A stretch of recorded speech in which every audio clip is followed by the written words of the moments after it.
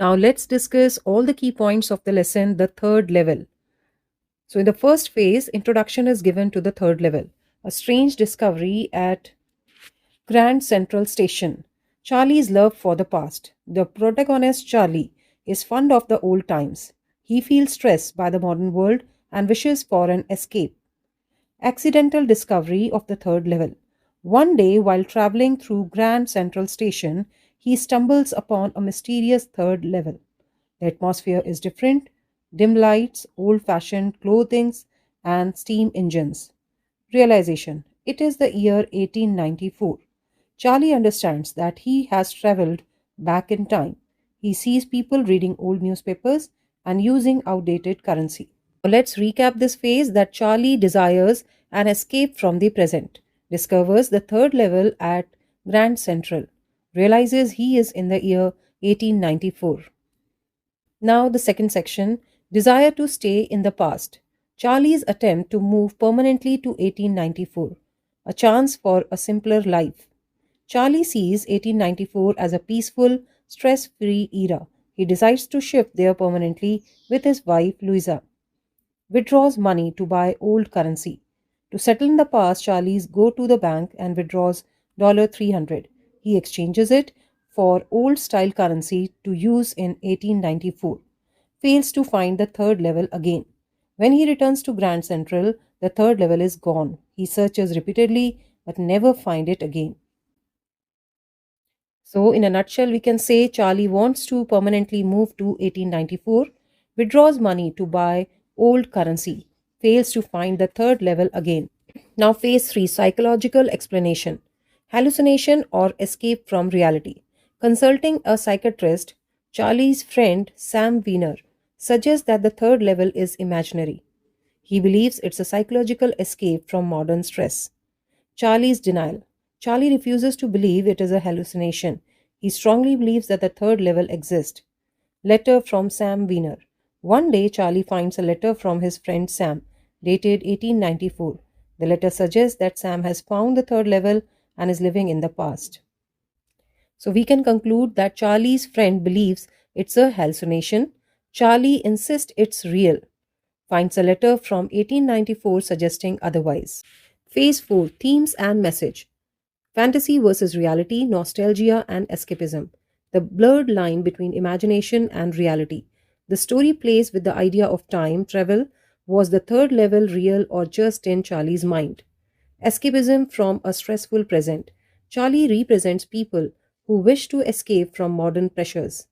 His desire to live in 1894 reflects nostalgia for a simpler time. An open ended mystery.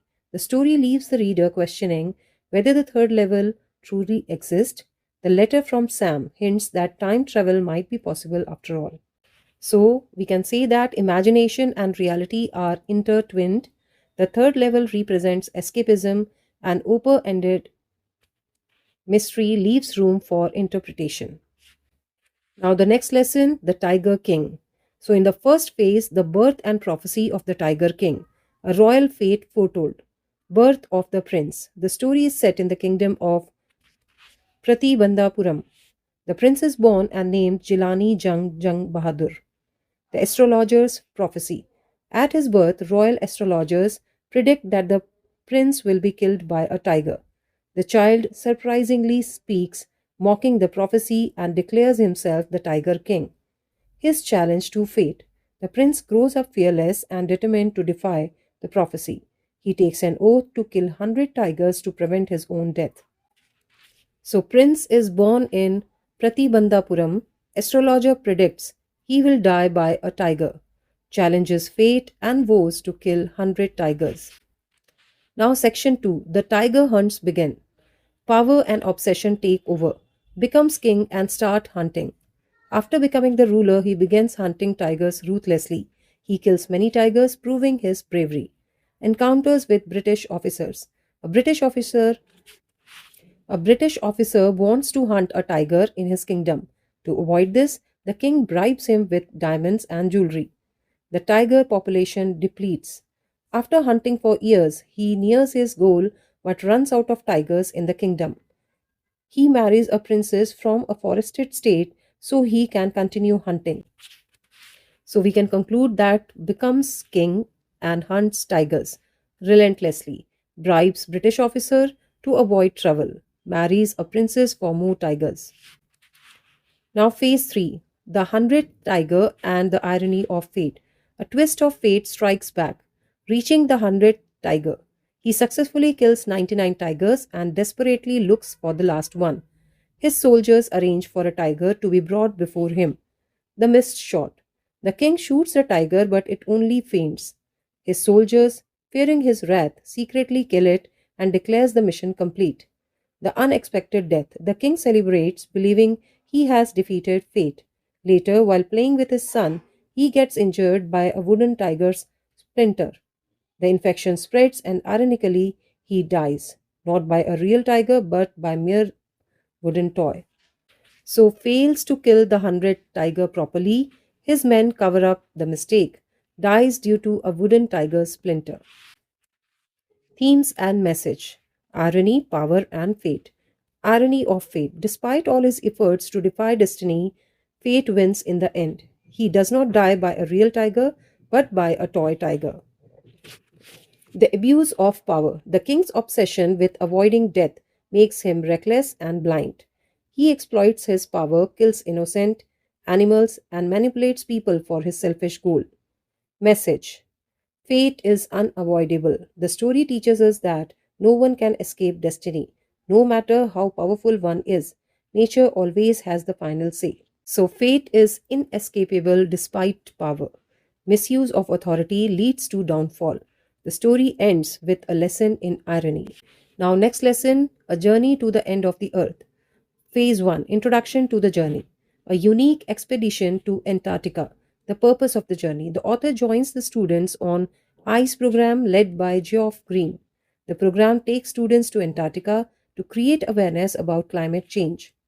Reaching the coldest place on earth. The journey covers over 100 hours of travel from India. The author experiences drastic climate shifts from tropical Chennai to freezing Antarctica. First impressions of Antarctica: vast white landscape, no human presence, and extreme silence. The continent holds crucial secrets about Earth's past and future. So we can say that joint students on ICE program travel over 100 hours to Antarctica, experiences the unique and harsh landscapes. Now, phase 2, Learning from Antarctica, a living laboratory for climate change, studying the past to understand the future. Antarctica holds half a million year old ice cores that reveals climate history. It helps scientists predict how human actions impact global warming, the impact of climate change. The melting glaciers and collapsing ice shelves indicate a warming Earth. Even a slight rise in temperature can cause drastic environmental changes. Antarctica's unique ecosystem. The lack of biodiversity makes it easier to study environmental shifts. Tiny organisms like phytoplankton are crucial for marine life and global carbon balance. Antarctica holds Earth's climate history. Melting ice shows global warming's impact. Studying ecosystem helps predict future changes. Phase 3, Realization of Human Impact. The fragility of our planet. Human actions and their consequences. The Industrial Revolution changed the Earth's carbon cycle. Deforestation, pollution, and carbon emissions accelerate global warming. The connection between Antarctica and the world. The southern ocean currents regulate climate patterns to globally. Any disturbance in Antarctica affects the entire planet's climate. A wake up call for the future. The experience makes the author realize how interconnected all life on Earth is. Human actions today will decide the future of generations to come. Industrialization disrupts natural balance. Antarctica plays a key role in global climate. Urgency to act for a sustainable future. Now, phase 4, Themes and Message: the importance of conservation and awareness. Climate change awareness. The essay stresses the need for urgent action to protect the planet. The author advocates for sustainable living and reducing carbon footprints. The power of experiential learning. The Students on ICE program provides real world exposure beyond books. Seeing climate change first, and makes the students more responsible citizens. Interconnectedness of life on Earth. Antarctica may seem distant, but its change affect the whole world. Protecting one part of the planet gets or helps preserve the entire ecosystem.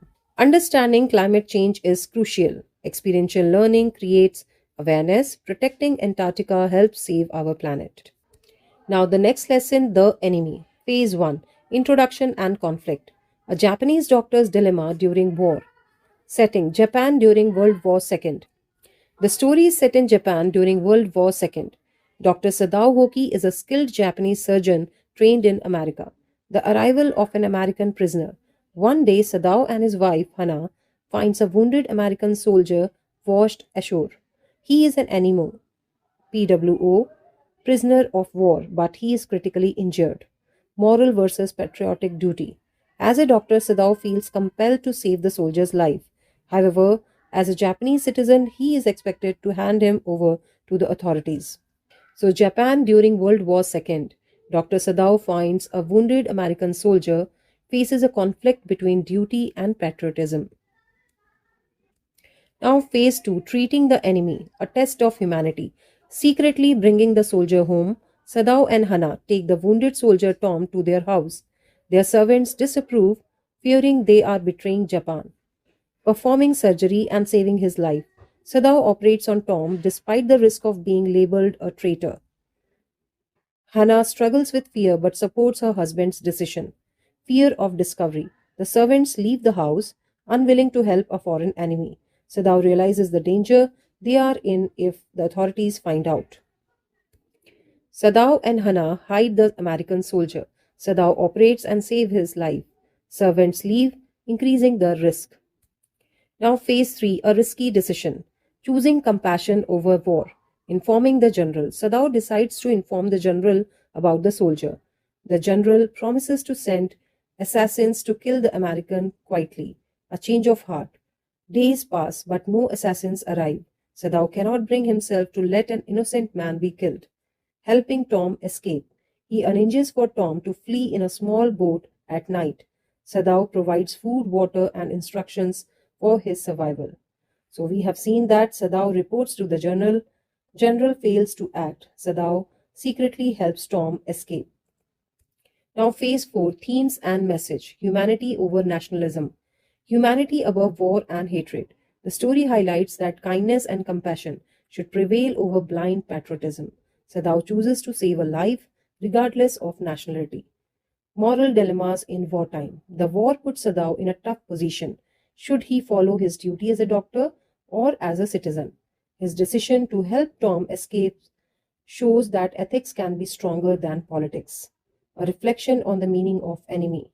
Sadao realizes that Tom was never truly his enemy. War made them enemies. The story questions whether nationality should define humanity. So we can conclude that humanity should come before war. Difficult moral choices in wartime. War creates enemies, but humanity unites people. Now, the next lesson, On the Face of It by Susan Hill. Phase 1, Introduction to the Characters. Two individuals with physical and emotional scars.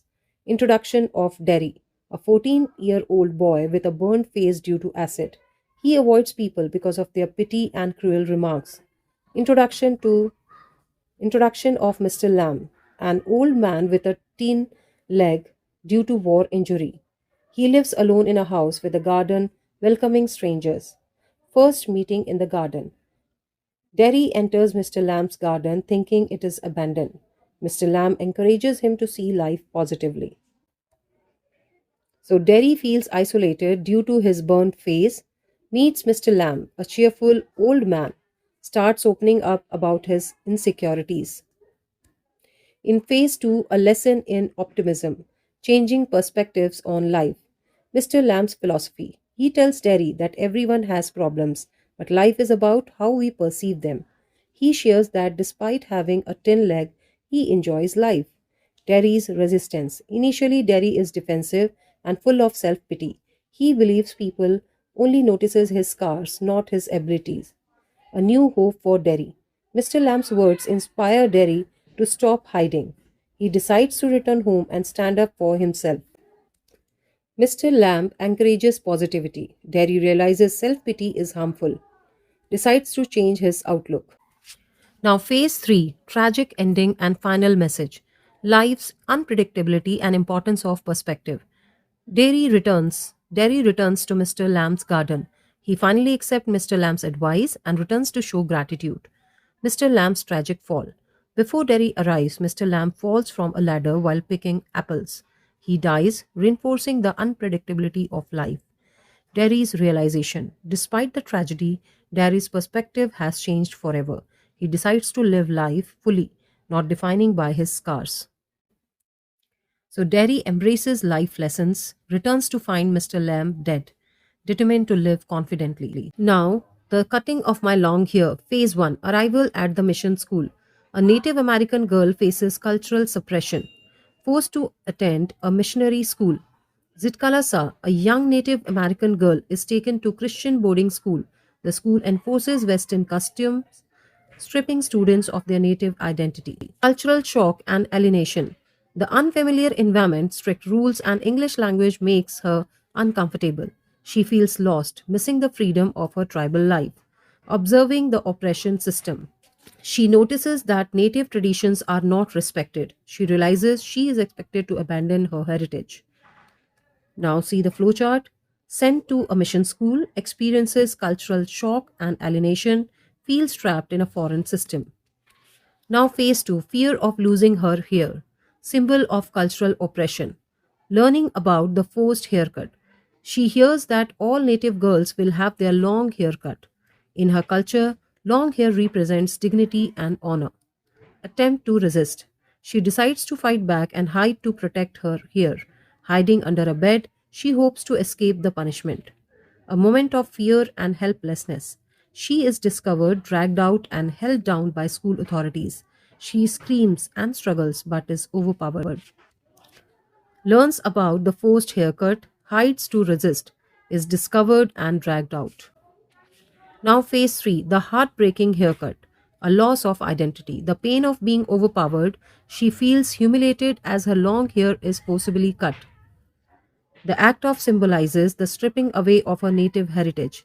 Emotional breakdown. She feels defeated, her spirit crushed by the loss. Her hair was symbol of pride, now taken away by force. Realization of oppression. She understands that native children are made to conform to Western ways. The event marks the beginning of her lifelong resistance to cultural oppression. Hair is forcibly cut, feels humiliated and powerless, realizes the extent of oppression. Now, phase 4, themes and message. Resistance against forced assimilation, loss of cultural identity. The story highlights how native traditions were suppressed by colonial education, oppression, and resistance. Zitkalasa's struggle represents the fight against forced assimilation, emotional and psychological impact.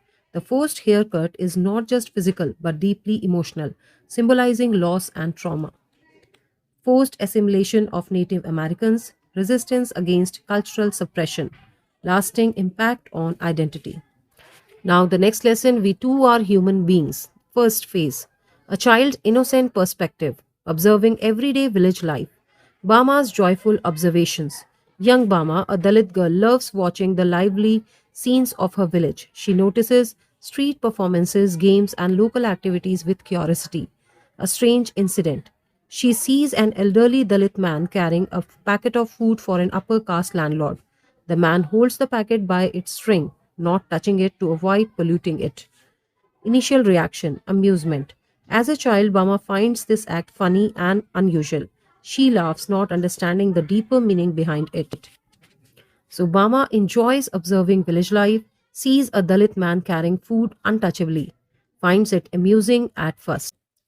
Now, phase 2, realization of caste discrimination, a shocking lesson about social inequality. Brother's explanation.